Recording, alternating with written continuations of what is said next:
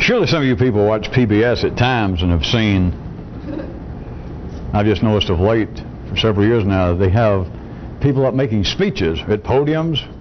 Most of them have suits and ties. And some of them have whole series running. Some guy is evidently, he's a family psychologist, but he draws charts and is very vociferous. And I think he calls himself the feelings physician.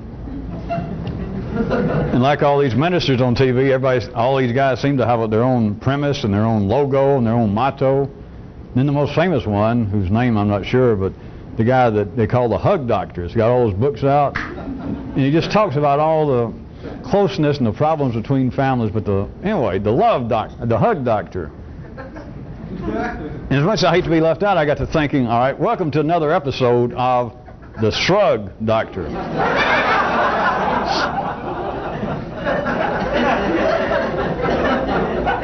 In a nice sense.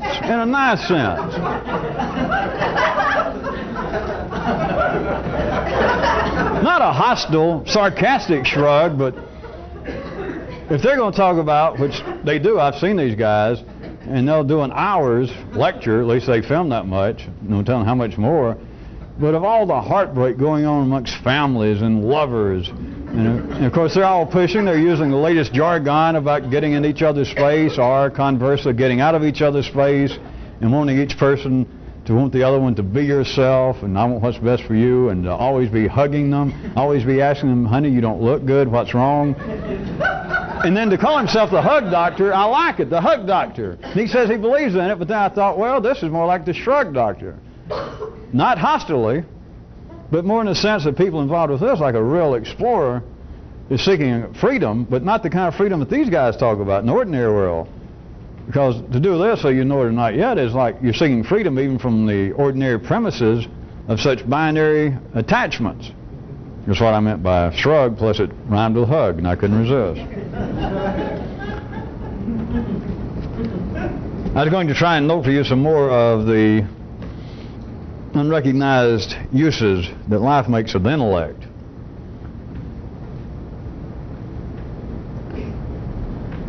Picture the following scene. You want me to say I overheard this or saw it? If you want that, then consider I said that. It's a scene. Back to television. How about this? A documentary is showing on this famous artist, a musician, Salmonella. Sal the vulture Manella. Famous jazz trumpeter. And they're doing this documentary, and it goes on for an hour or so. And by the time it's over, this kid is sitting there with his adult and this kid, whatever I mean by kid. The kid says, geez, they didn't actually show, to speak of, Sal actually performing. You could hear music going on. They showed a bunch of still photographs and little film clips. But what you heard, the kid said, what I heard was a filmmaker continually commenting, if not on camera, then voiceovers. And for all intents and purposes, the hour went by and they did not really show Sal performing. What gives? And the adult says, geez, kid, you just don't understand. How many people understand? How many people understand that this is a kind of unrecognized expansion of the interface that life has with man? Since I periodically use interface, and I laid on it last time we were taping, and I may lay on it tonight, I am not trying to be pseudo-hip or to infer anything running parallel to man's intelligence to the computer trade. But interface is a good word to use with this. It is, if I don't change my mind before it's over, I'm going to jump from a computer, perhaps example, to an old Italian master, because I can think of another way to put it that may be pictorial in another way. But it is the place that life and humanity, the life of life, this living organism of which no one can perceive with ordinary consciousness, that in which we live, that is all alive, and where it directly interfaces with man. The place is in the intellect. And part of the purpose of the intellect that I'm going to try and head you toward even more so tonight is that the intellect is where man expands. That is where life is expanding itself through man. Not through men, although it changes from time to time, but not through men changing that much in the lower areas. That is, in the motor skills or in his physical, external, within his physiology in toto. That men are not on the verge of becoming more adroit physically in the world by developing 3 eyes or 5 ears or another arm. And it's not through some sort of emotional, as they want to call it in the ordinary world, of some kind of new emotional abilities, because man cannot even exercise the emotional abilities that he now talks about. So it's not that. The place that man and life come together, where things can grow, is here. And that's what I was pointing out, that I'm sure some of you, I could tell at the time, missed why I even brought it up last time we were taping, about the fatal figure of speech, of course. But the flaw in all of these, not only science fiction, but Frankenstein, horror literature throughout the ages, and I just use the example of science fiction because that would seem to be right up to date, that we're not worrying about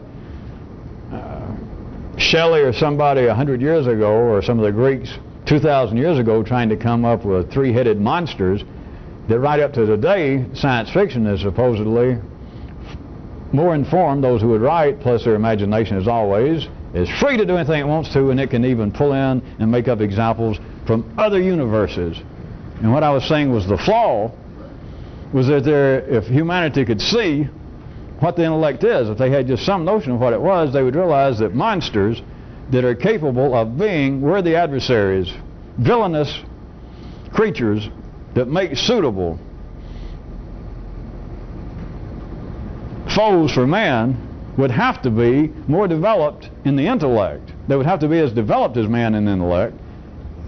And the human intellect cannot come up with that, because it cannot abide, for several reasons, but one of them, the final twist I put on it, was it cannot abide what appears to be villainous behavior with too much of a human face. And therefore they cannot really perceive of creatures, even alternative life forms, as being capable of outsmarting man in an evil way. Now back to what I was going to point out directly tonight.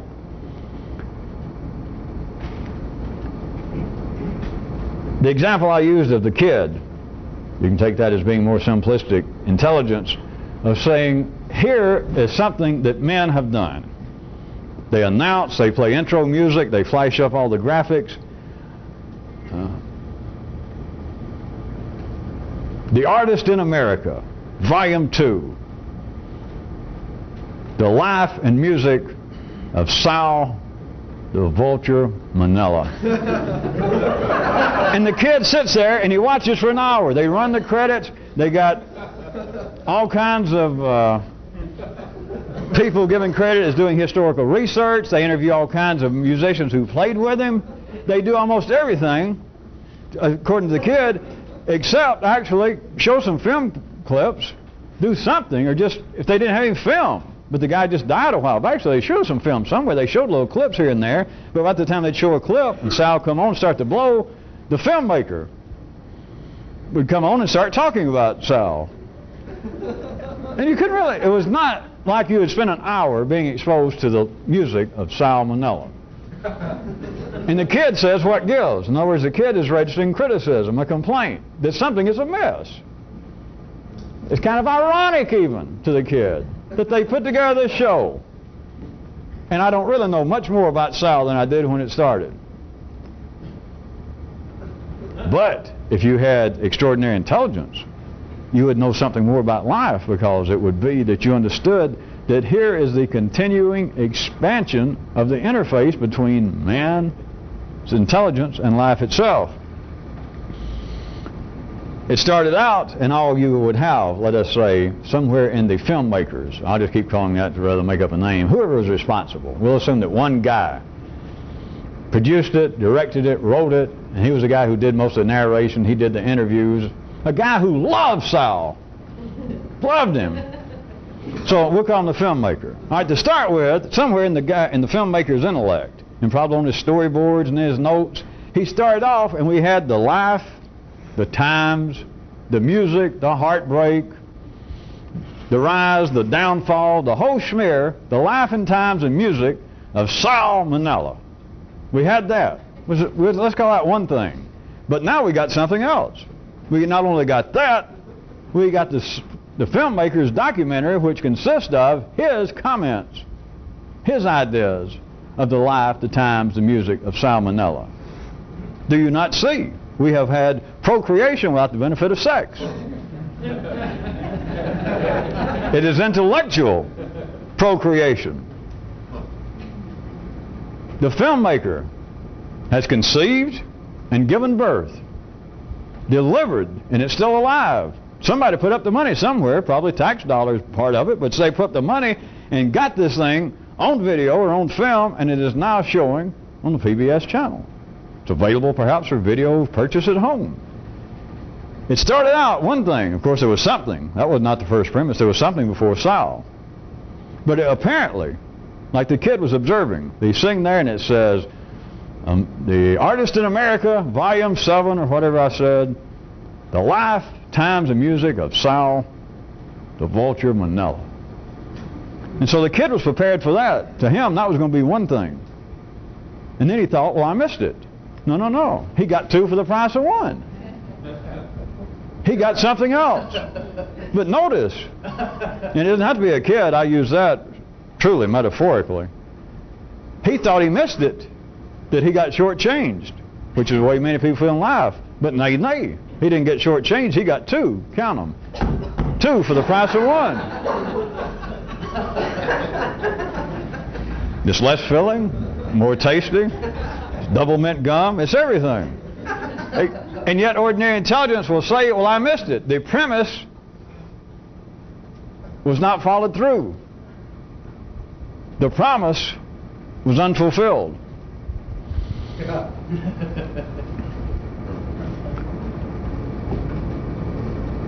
If you fall into that, let me even push it further for you. Not only has we now something beyond whatever.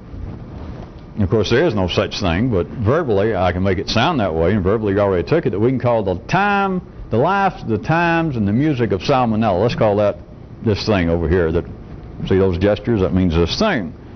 All right, now we had that somewhere. We had it at least in the filmmaker's mind.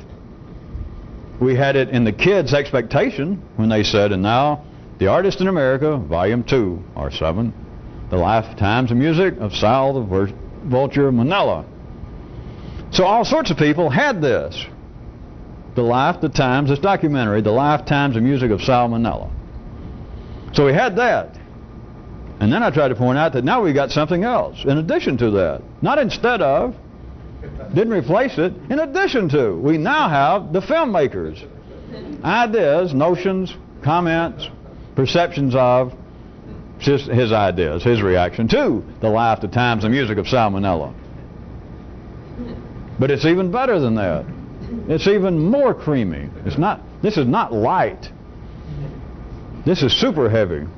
This is Ben and Jerry's of the intellect. Not some kind of Weight Watchers light ice cream.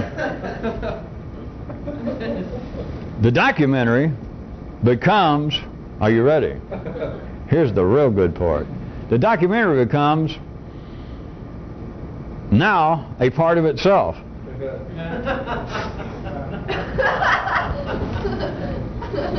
Now that's what's really good. Now some of you laughed, some of you reacted, but you can't really see that with ordinary thought. You can see what I mean, even though if your own intelligence right now is at such a level that tells you that I'm speaking metaphorically. You can see that if there is something, the lifetimes and music of salmonella, and we call that over here where I did that, then we can start the documentary is over here somewhere, or over here. And the documentary is not the same thing as the life, the times, and music of salmonella. It was announced as that, and yet my fictitious kid, which would be general perception, general intelligence, some people are wired up, do we go, wait a minute, that didn't tell me much, that was a pretty short-changed version, if indeed that was the lifetimes of music of salmonella. You got two things. But the trickier part is the documentary is not only separate from the lifetimes of music of salmonella, whatever that is, but now the documentary is commenting on itself. I thought that'd help, but now we go back to the good part. It's now a part of itself. It is a kind of self-generation.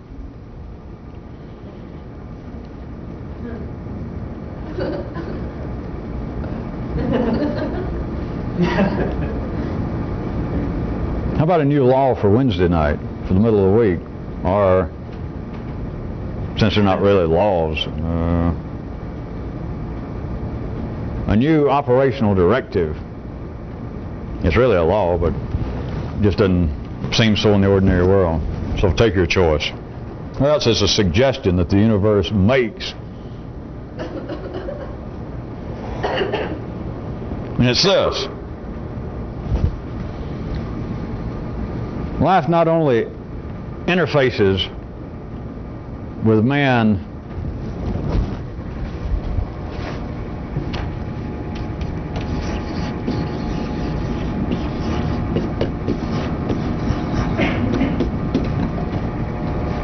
but also where he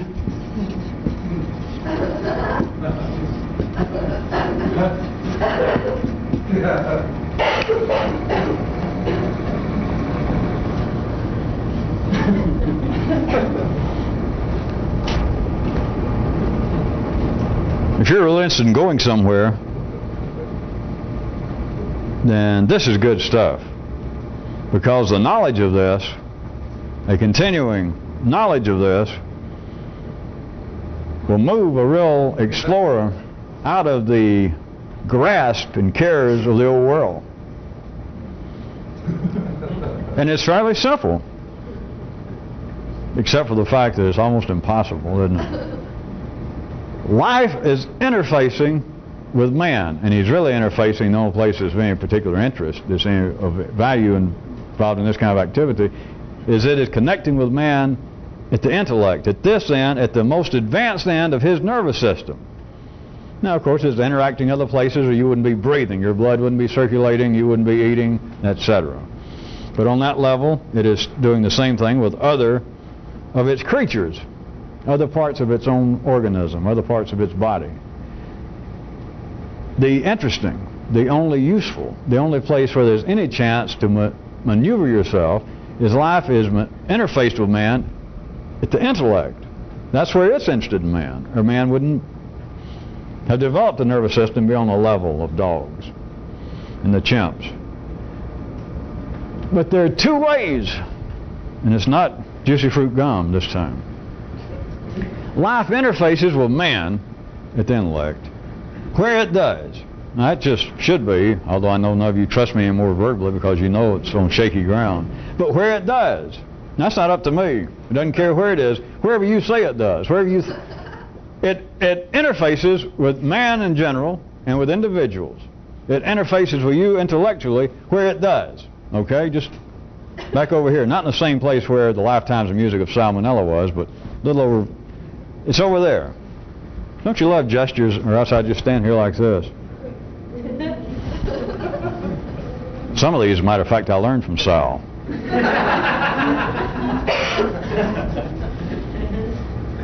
Before he died. The one I've learned since he died was.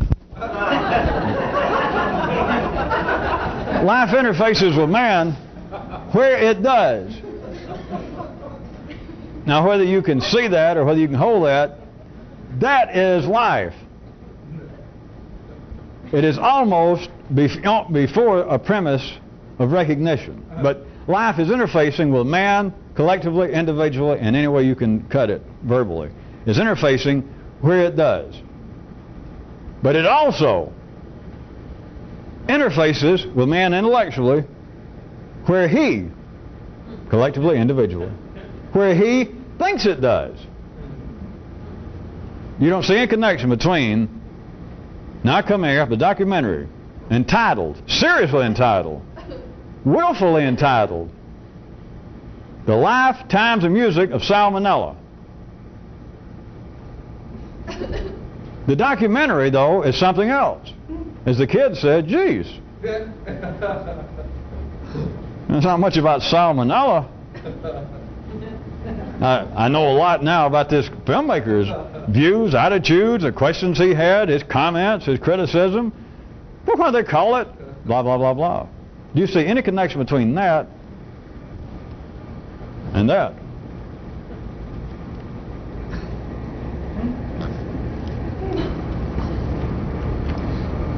If you'd like to be so fun-loving as to trust me, if I don't push it much further in your opinion tonight to your perception, that is a law. And I'll get back to it one way or the other. Maybe when I do, I'll re-point out that I'm still talking about the same thing, but life interfaces with man where it does and also where he thinks it does.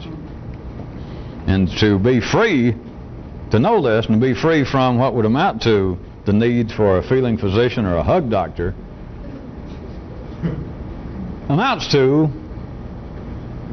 since I don't want you to think it was, you people on tape, that it was a smart remark, it's like a knowledgeable shrug, because there is no way out. It's not pessimism, it's not fatalism, but there is no way out from this if you don't understand this. Because then you'll end up all of your life being the kid, being a smart aleck, being a critic, being disappointed. In some way, the documentary, whatever it was, the system comes marching up in the parade, in the system that you were interested in. The drum major holds up some sort of sign that says, what follows is the life and times of salmonella, the life and times of the Roman Empire, the life and times of you, the life and times of psychology.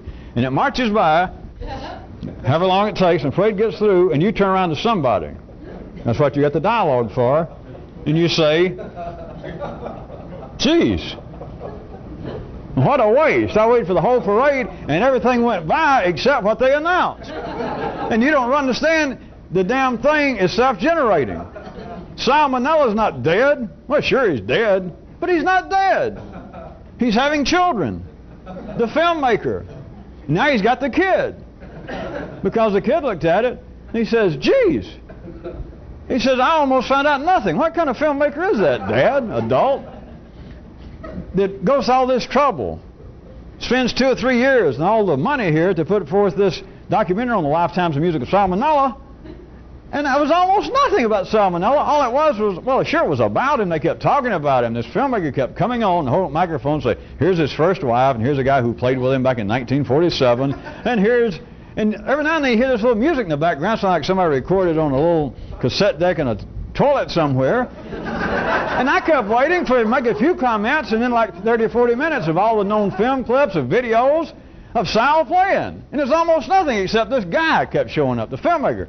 Well, I think so-and-so. And about this time, some of the critics began to think this and that. All right, now the kid, you understand, is now a third part of it. A knowledgeable shrug. Don't worry about shrug. I just couldn't resist opening up with it. Well, I'll go ahead and live up to my threat that I was going to drag in an Italian master rather than just stay with interface. There's another way to look at it. That you can look at the interface as a kind of continuing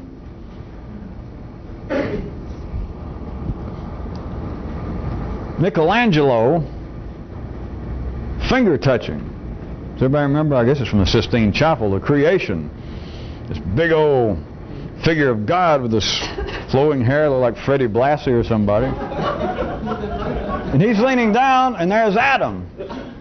And Adam's going, and their fingers are just touching, and that was part of the story of creation. All right, what I'm saying about the interface, it is like a kind of continuing finger touching, but in a particular way. It is a kind of finger touching of continuing creation. There is new, what appears to be new, secondary creation going on. Now, not primary, because man cannot create anything primarily. Man cannot create physical life. Man, there's just nothing new that man can come up with. All he can do is rearrange the molecules and make a toaster oven out of minerals in the ground and make a pocket knife. But he is creating at, I will loosely refer to it, you can think about it in quotation marks for the time being, but it's still pointing toward the validity of it. It's a kind of secondary creation. What do you think the documentary is? What do you think Sal was doing when he said, well, bebop's gone as far as it can, and I am now going to, I call my new style, what? Romp Stomp Bebop. He has created, forget any criticism of, well, I don't like it, it sounds like everything else.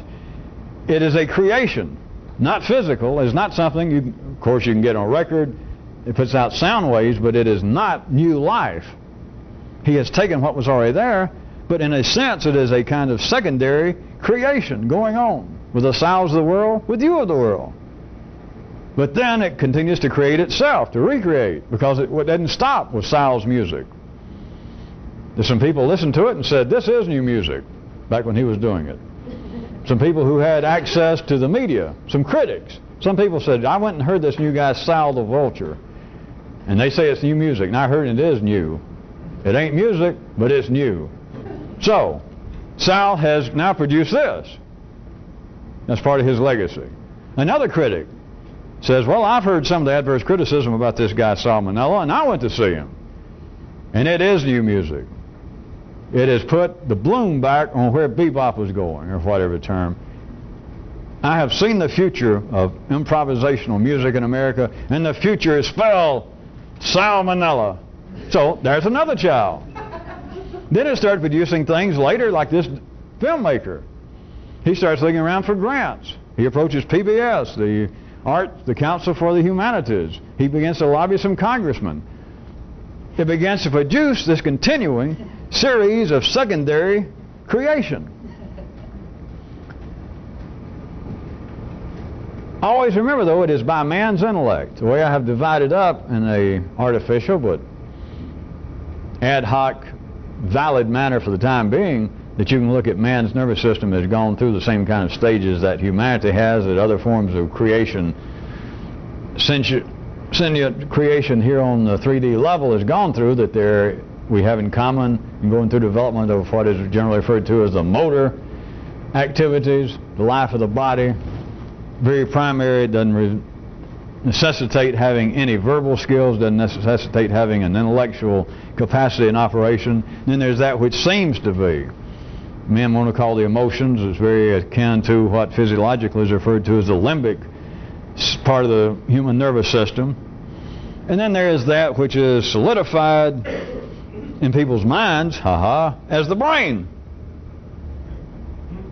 That which I'm calling the intellect. Can I make up a phrase or not? The intellectual activities of humanity. Note that the only place that there can apparently be any real creation is here. Everything else is some kind of manipulation of known materials. Now, people invent things, I know. They receive a patent for an original invention. People with the plastic arts sculpt something new, and etc., but it all comes from this. They did not sculpt something new. Henry Moore does not show up and people say, well, I've never seen the human figure presented in that form. So that is new. And it's not just intellectual. And I say, well, what's it made out of? And you say, well, wood. Poured concrete. Marble. The only thing that even passes for being creative is here. Now, sure, he sculpted it. Or sure, Sal Manella played music that people said, I've never heard American improvisational music played, presented, thought about, felt, played in that manner. So it's new.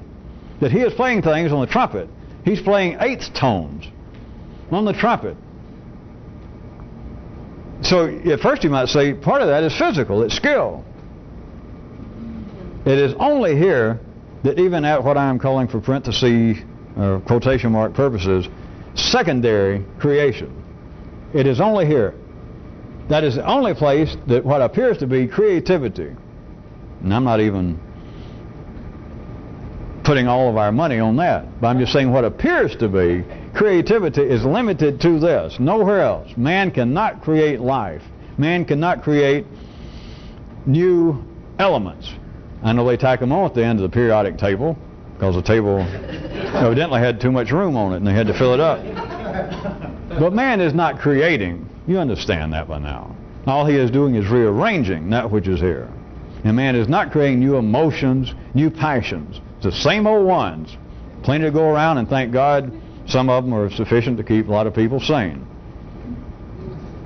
You know which one I mean. I won't go into it. Starts with an S. Suffering. I mean sex. It's here. Now, if you think back to the Michelangelo-like version of creation, well, it's hard when you're running as fast as I am to turn the proper name Michelangelo into an adverb. But at any rate, you remember with the God and then Adam and the finger touching, right? That was God creating man. But now think about it. I like the painting, is why I even brought it up to go along with the more modern term of interface, is that the creation, in a sense, in the 3D sense, in the 3D world, is flowing in two directions. It's not just a higher power doing that, but it's Adam, to a certain degree, giving it back, which is what man is doing by this filmmaker coming up with this documentary about salmonella, which is what the original critics that went out to hear Sal, the first time he was written up in some magazine and says, hey, I heard what they call new music. It's new, but it ain't music. In a sense, that is Adam. That is man. But intellectually, no other way. But intellectually, in a sense, now is a part, real ad hoc now. I'm telling you for a reason. Is in a sense playing along with creation. He's sort of helping out the higher forces. He is creating sort of on his own level. Except it gets called by all sorts of strange names, such as criticism, hostility,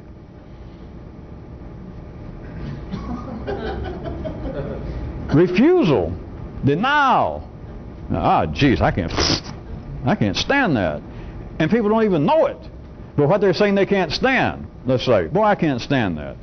Listen quick, I can give you, this goes in all kinds of directions. I sometimes call them levels, but you got to think about it five-dimensionally, topographically, because it's not levels in some sense like this, but here it goes. Salmonella makes these sounds.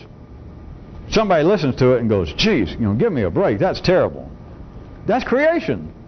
Let's say that Sal was some form of creation, what he started. And then the first person that hears him, let's say that first person is a critic that's got a byline somewhere. The first person that hears him says, geez, that's give me a break. That's creation. That's Adam feeding back to God. All metaphorically, folks, on tape. I am not referring to God or Adam. I don't deal in fairy tales. That is a form of creation, whereas it sounds like a form of what? Very crude denial. There could be intellectual denial, but let's make it crude. The first guy was not even a critic. The first guy's a club owner, and he hires Sal at somebody's recommendation. His brother-in-law is a part-time mechanic and booking agent. So he books in Sal, and Sal comes in, he starts tuning up, and the club owner says, what kind of stuff do you play? You know him, Merle Haggard? And Sal says, well, I go, and this club owner goes, God almighty, that's terrible. I'll be ruined if you play tonight. All right, to him, he is simply voicing his opposition to noise. And if you were staying there, you might say, well, that's the kind of Philistine, narrow-minded attitude that held back Sal's father. Which was a good thing, because I heard Sal's father playing. And so an ordinary intellect could say, wait a minute, this club owner, boy, is that crude. He's not even giving the new music a chance. He's not letting this artist even express himself at all. No, you done missed it. This club owner was being creative. He can't help it to say, geez, that's terrible. I'll be ruined if I let him play. That is a form of creation. That is a form of Adam sending back.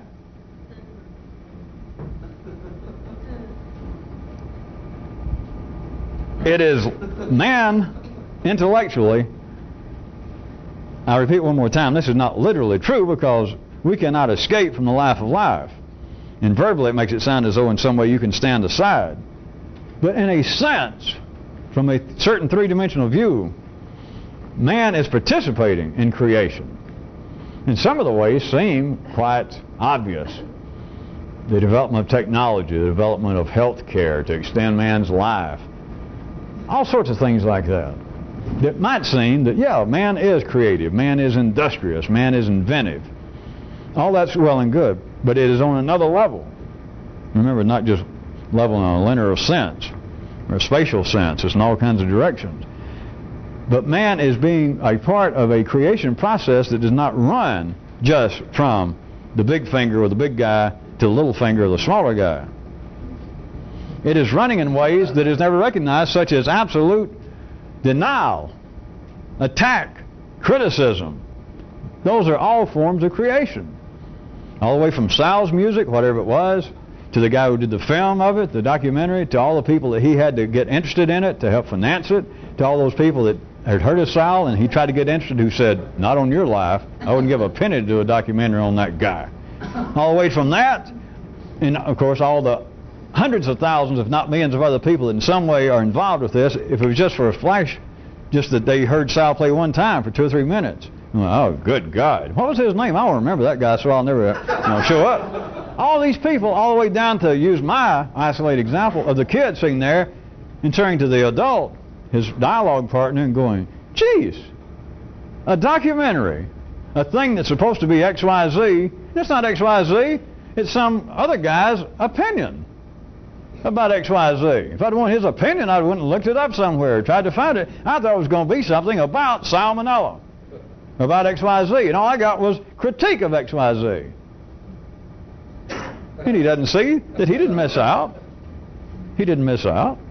He is now part of the process. Not only did he not miss out, that he got 2 for the price of 1. Do you understand the second part? He is a part of it. He's a part of himself. He was creating by being critical. I can put it to you even more directly. You become part of the creative process when you react to it. Does all this begin to sound a little familiar for those of you on film, on tape, getting this? Other times, other places, when I said I didn't deal in fairy tales, I wasn't attacking religion. It's just I am talking about the more complex and rich version of what humanity has always been thinking about, and they have always had to dress it in verbal clothes that are getting very moldy, and they're not useful to someone who could be a little more advanced, closer to the edge of where life is moving. That is, I'm not talking about gods, I'm not talking about atoms, I'm A-D-A-M-S. I am talking about A-T-O-M-S. All I'm discussing, if you can hear it, those of you who have been around now, I'm simply talking about the energy flow. That it sounds as though, and I use examples that made perfect sense, they happen constantly, that a guy comes out, plays his horn, somebody goes, Jesus, that's terrible. And that guy says, that's wonderful. I'm going to put money and start a record company just for you. And then it goes out. People criticize him, people hate him, people love him, people buy his records, people hear his records and want to break them. Then they do a documentary. Some kid sitting somewhere and says, hey, I wanted to see the documentary, but all I got was somebody else's opinion. And I pointed out that the kid, the person criticizing Sal's playing, is part of a creative process. But do you hear what I'm talking about? We're not talking about psychological, spiritual, artistic criticism. We're talking about flows of energy. It is the expansion of life itself, and when life does something, it makes a salmonella get up and play da-da-da-da-da-da-dum. Of course, there's a bunch of Sals playing that stuff. There's a bunch of guys, children, that could draw in a sense like Picasso could 70 years ago. But only one here and there gets popular. And people laugh, ridicule Picasso. The man can't draw, he's an idiot. All kinds of stuff like it. People said about musicians, jazz musicians. They said about classical composers at their time. No talent, they don't know what they're doing. It is not a matter of artistic criticism. Now in life it appears to be that way, and we're not going to change that, but do you understand it is the expansion of energy distribution. That it starts out, I'm just picking this out arbitrarily, artificially. Salmonella gets out in his room, he starts playing blah, blah, blah, blah, blah, And he gets out somewhere and he plays, several people hear it, and it begins a kind of multi-dimensional chain reaction. Not critical, artistic interchanges. It's a diffusion of energy. And man is helping it. Man is helping life grow. You got no choice. That's why I said it. But from some view, it is as though men are participating in the continuation of small-time creation. That it's not just the big guy, according to Michelangelo, touching the finger, and then Adam being created. So once that's done, it's like now Adam is sending back little energies. It's not that literal. And I'll repeat. But to use that painting, that picture, it's as though now Adam can send back some. But it's got nothing to do with music, it's got nothing to do with jazz, it's got nothing to do with painting. It's energy. And as long as you're reacting to the energies that get you, as long as you react to them, no matter how you react, if you go, wow, I've never heard music like that. God, I'm gonna quit my job and devote my life to promoting Sal. That and other people that walked by the club and heard him playing outside, and they thought a waiter had dropped some dishes. There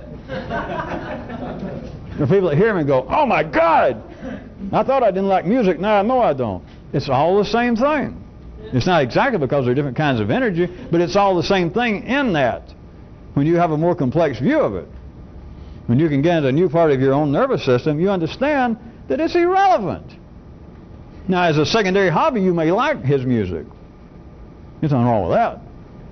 But to believe that something serious is afoot at the obvious level, that artistic criticism is serious business. Or conversely, if you ever heard about it and you were intelligent enough to pay it any attention, if you went, artistic criticism. Ha! No, people that become artistic critics are people that don't have any damn talent themselves. It's a waste of time. That doesn't matter. You understand you're playing a part of creation with this critic. For you to read criticism of somebody and think, wait a minute, what kind of music has this guy ever written? I never heard of him. What does he play? And you find out he didn't play anything. And you see him somewhere, and you see how clumsy he is, and he's out trying to review, and it's some band really cooking, you see him there patting his foot on the beat, and you think, hey, this guy didn't know anything about music, and he is one of America's leading jazz critics. That's the kind of stuff that just drives me up the wall. That's not sophistication. That's insanity. All right, the person doing that, you understand? Now, I know he's apparently making some rational, in his view, criticism of the critic. No matter. No matter. He is now part of the creative process along with the critic, along with the person he's kicking, along with the person he's criticizing. Speaking of that, we got to turn the tape over, and I don't like it, but we're going to do it. And I want something done about it. Change the subject. So, several nights ago, I encouraged some of you at the tail end of the tape to consider what I've been talking about that each person seems to have a life-issued premise, that their life seems to be based on some premise, and it's just not normally thought about in that way. And I ask you to consider if you could just find what would seemingly be the possible one. I didn't insinuate and indicate in any way or predict that you were going to have some great intellectual hot flash, but to smell around and to think, all right, what could seemingly just possibly be the kind of premise, if I was trying to look outside me, just what's happened, I was trying to look at me as in some kind of clinical manner, what would seem to be the premise of my life? You can do it with other people. Some people almost seem to be a caricature.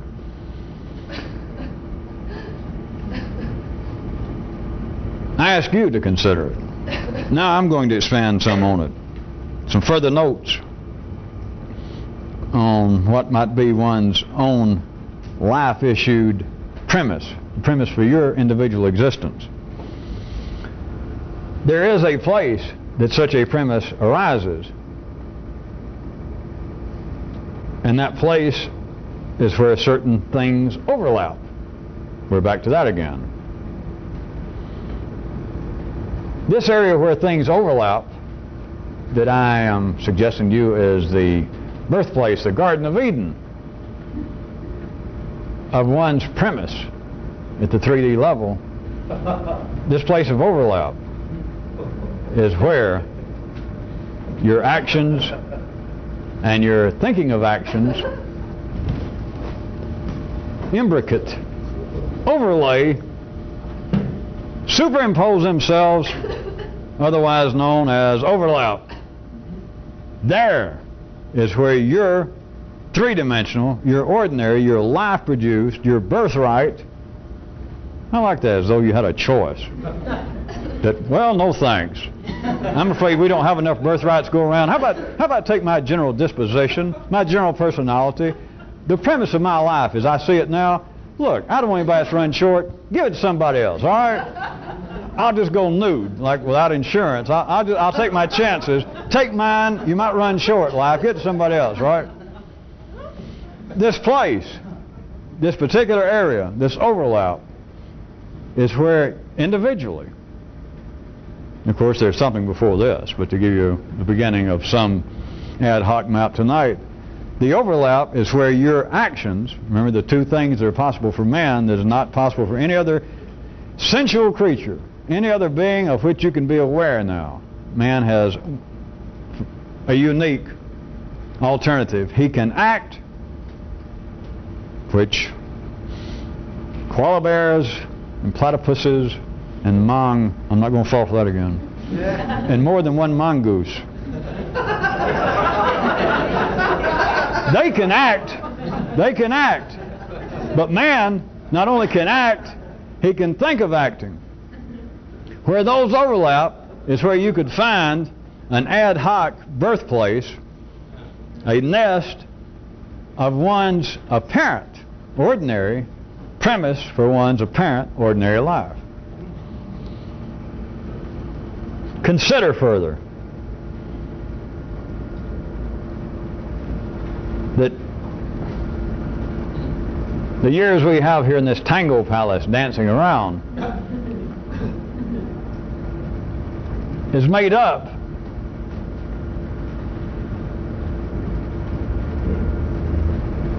of you acting individually, of you acting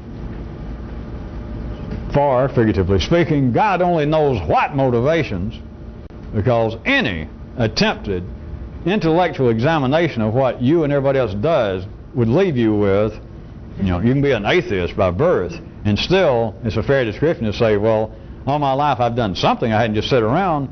But when I look at it, what I've done is God knows for what motivations. I don't know what came over me. I don't know how in the world I ended up being an architect. What am I doing sitting here driving a cab at the age of 48 years old? What am I doing here married to my third wife, and I got 8 children spread across the country? How'd this happen? Your time is divided here while you're hanging around the dance floor and the bar. It's divided between acting on motivations God only knows from where, split with thinking, planning, to who knows what possible ends. How else is your time spent? I don't even have to wait a minute and say think about it, because that covers it. It's one of the two. And of course it can be two of the two. Because you are either spending your time acting that anything resembling new intelligence would show you that up until the point that you had some intelligence outside the normally produced development of the human brain and everything that entails, whatever any of you newer people want to think of, perception, consciousness, anything, awareness, it's all the same thing. It all comes from here. There is no other awareness, there is no other consciousness, there is no other perception. You are either acting in ways that if you looked at it with any sort of extraordinary, new, high definition thinking, you would be left with not just my little jokes as you took them, but your actions, you don't know why you did them. It's just a fact. Ordinary people can't deal with that. They're not supposed to. There's nothing wrong. And anybody who doesn't ever face this, nothing bad will happen. Nothing bad at all. But if you're trying to pursue whatever this seems to be involved with, You just simply look. It doesn't take any kind of head scratching. You don't have to go to school. You don't have to meditate. If you've got any ability to ever get away from old world thinking, you just simply, I say look. It's just a glance. It's just, and just by and large, you don't have to try and look for some kind of exceptions that, well, now one time I stepped on a nail and I thought to myself, God almighty, that hurts. I believe I'll raise up my foot and that board will probably come with it. And then I think I'll pull that board smartly off my foot. And so you can say, all right, sometimes I knew what I was doing. You know.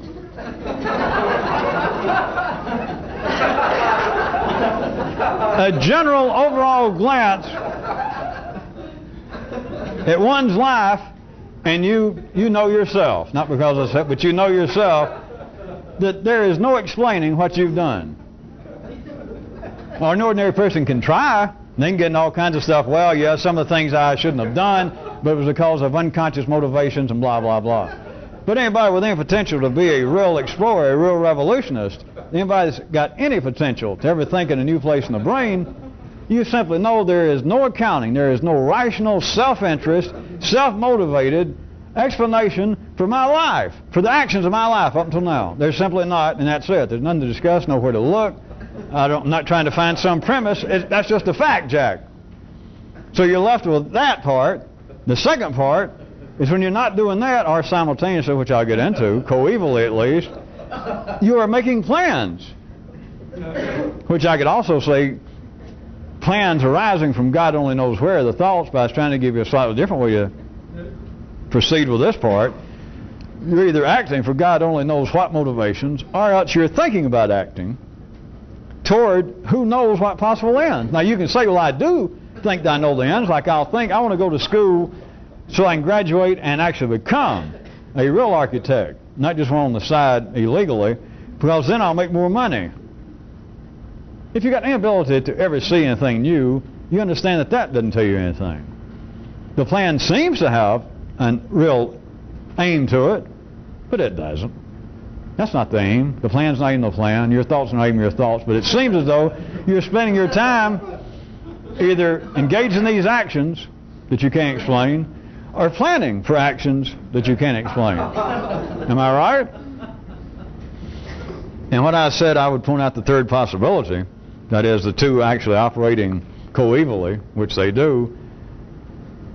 You could look at that as being a parallel time in the ordinary world spent in a kind of time-consuming,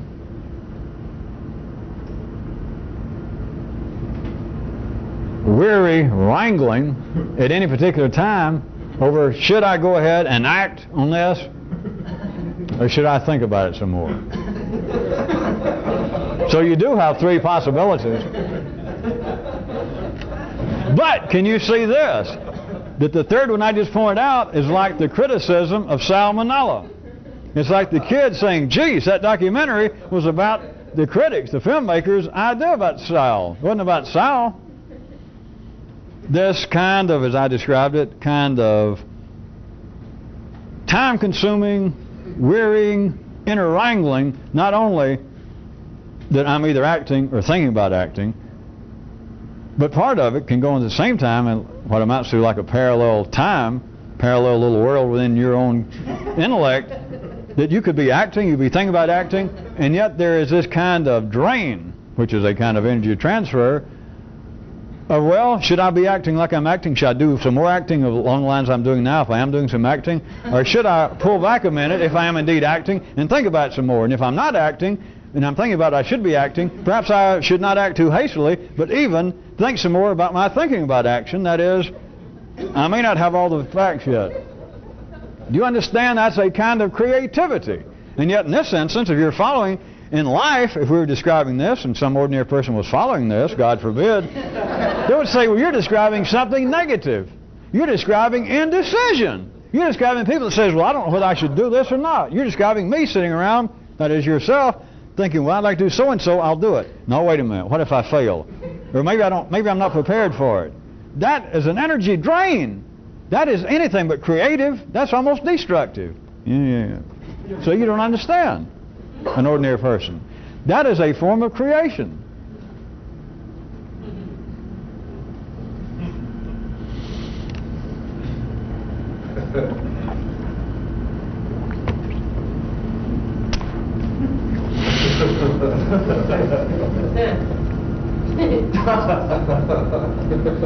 Well, all right, okay. How about a deep closing hug shrug?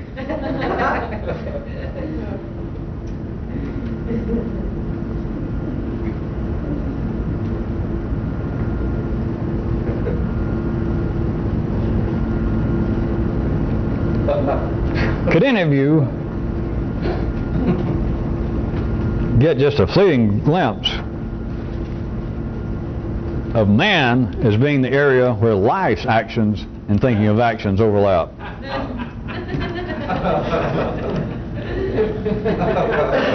I was going to cut the tape, but I'd better not, because some of you, that might linger, and I'm not sure on these linger, so I'll add one more thing and it'll help. See, the last thing might linger. So me talking about it now help distract somebody from thinking about that too much. So that was going to be the final, but here's the real final. That was the pseudo-final. Here's the real fini for tonight's taping. Think quick. I'm trying to distract you, see, so that you won't hurt yourself with the possibility that man is the area where life's actions and thinking of actions overlap. No, I wouldn't go. Never mind. All right, here's to close tonight's meeting. I know you people, the train will be by shortly, and everybody I know has got your tickets, and so I don't want to hold you up. In conclusion, I would like to say,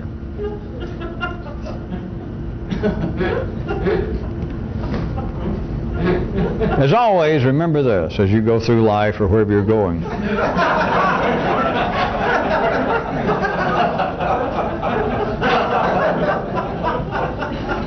It is only that which is apparently impossible, which is cute and silly enough to have any lasting, useful value and validity.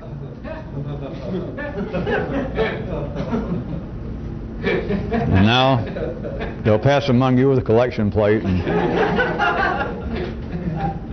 you on film, of course, send yours in by postcard.